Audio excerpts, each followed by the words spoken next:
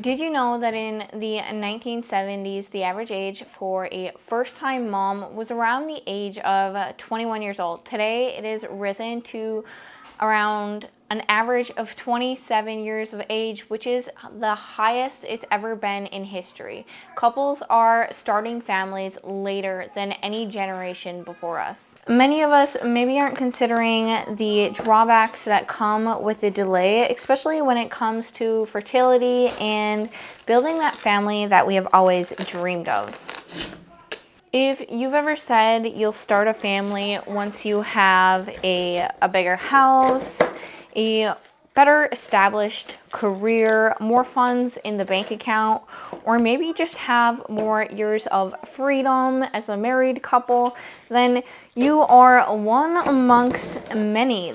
The truth is, though, the perfect timing almost never shows up, and waiting for that perfect timing can cost you something simply cannot get back, which is time.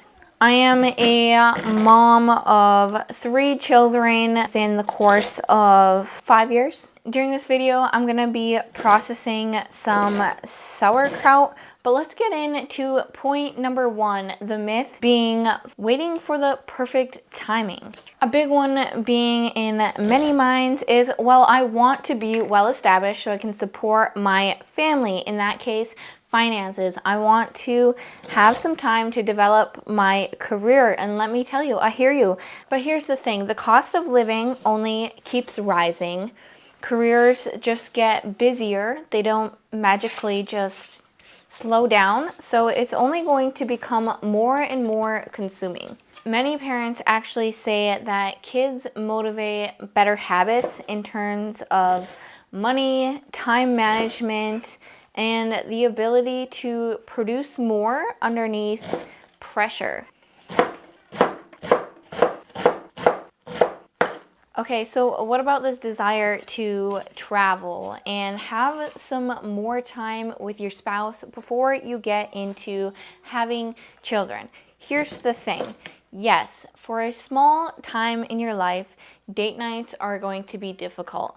Traveling is going to be difficult. You may feel like you aren't getting as much intimate time with your spouse in terms of just the two of you. I'm actually here to say some days will literally feel like survival. All that to say though, these few years are just such a small sacrifice of time for a truly a lifetime of blessings. Let's not forget what parenting actually does to your marriage. The thing maybe our culture fails to bring attention to. Like the simple fact that parenting actually has the ability to make your marriage stronger. Children have this way of bringing you two together closer. No longer do you just do your routine, your husband does his routine, but children bring on this necessity where you have to communicate, where you have to make a large amount of sacrifice, and it's going to encourage you only to be self-serving, a lot more selfless.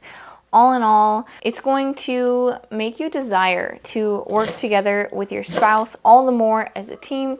I'm sure as I am creating this video, you're hearing my children in the background. They're having quiet time in their room as I shoot this film.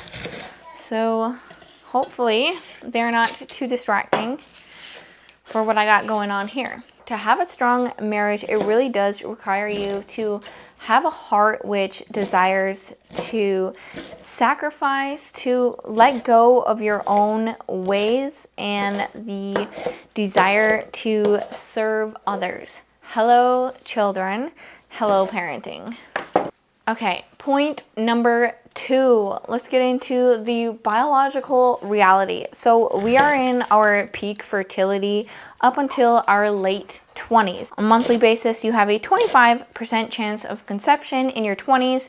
Then when we get into our 30s, that drops down to 20%. So once we go down into our 30s, we're already dropping by 5%. And then going into 40s, you are into the 5% chance. The average woman to become a first-time mom is at the age of 27. So you have a small little window where you're in your peak fertility. Once you get into your 30s, your fertility is already starting to drop.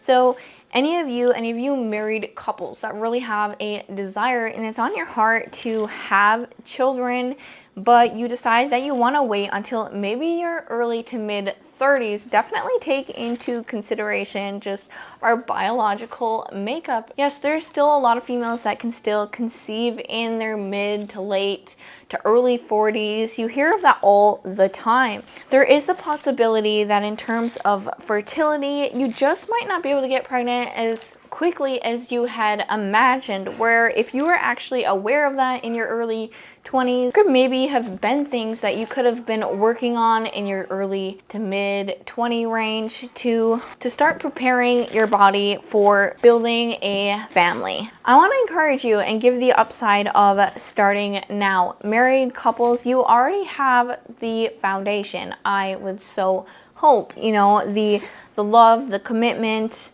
and the teamwork. Your children are only going to be an extension of that. Kids do not need perfect finances by no means. I'm underneath the perspective that maybe a little financial struggle isn't necessarily equate to a bad thing. It teaches resourcefulness, creativity, and simplicity. Let's not forget another wonderful, amazing benefit of starting young, if given the ability, is of course you have more years to enjoy your children, and God willing, if you were to be blessed with grandchildren as well. And here's the pro tip that just about literally every parent will tell you. The reality is you are never going to feel ready. So if you're waiting for this feeling, for this timing to just feel ready, to feel like all the stars are aligned and you have all your ducks in a row, let's be honest, life can swipe us off our feet at any given moment, any given time.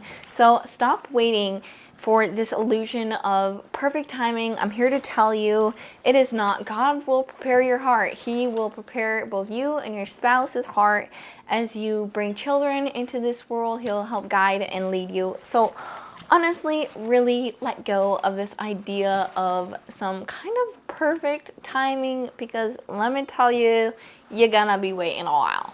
All right, guys, I appreciate you guys so much for sticking out on my video. I would love to hear from you. Please comment below what strung a chord with you in my video. I would absolutely love to hear from you. If you enjoyed my content and you're new to my channel, please subscribe and hit that notification button so you can be informed when I come out with new content. If you're enjoying the content and following along with my videos as they come out on my channel, you may want to consider becoming a member on my channel. That gives you the opportunity, if you become a third tier member, to ask me questions monthly. I then come out with a monthly Q&A, members only video where I can answer your questions directly. It's a way for me to connect with you a little more personally. There are other smaller ways which you can support my channel through the Tier 1 and Tier 2, but regardless, I hope you're just enjoying my content. I will drop that link down below in the description. Thank you guys so much, and I'll see you guys again next week.